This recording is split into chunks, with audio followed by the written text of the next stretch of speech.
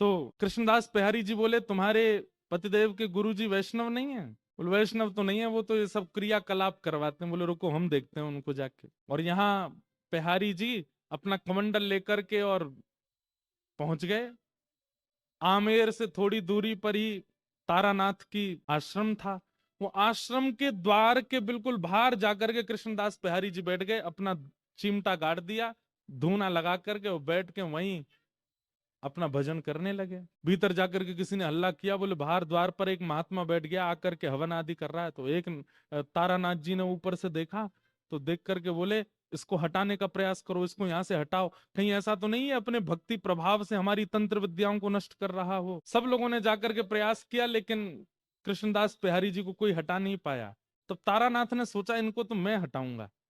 तो उसने क्या किया, अपनी तंत्र विद्या से शेर का रूप धारण किया। और शेर का रूप धारण, उसको लगा ये डर के मारे भाग जाएंगे। शेर बन करके जैसे ही आया कृष्णदास बिहारी जी के पास, दहाड़ने लगा सामने खड़ा होकर के। कृष्णदास बिहारी जी बोले, हो तो तुम गधे और बन के शेर आए हो। कमंडल से जल हाथ में लिया और भजन के प्रताप से उस पर डाल दिया। बोले जो तुम्हारा स्वभाव है तुम वैसे बन जाओ।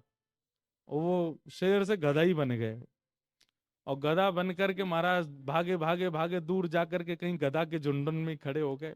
पृथ्वीराज राजा का नित्य का नियम था कि वो रोज अपने गुरुजी को प्रणाम करने जाते थे। आज जैसे ही गाजे बाजे दल बल के साथ में गुरुदेव को प्रणाम करने के लिए आए, तभी पृथ्वीराज राजा ने देखा कि गुरुदेव के आश्रम के द्वार पर कोई महात्मा बैठा है।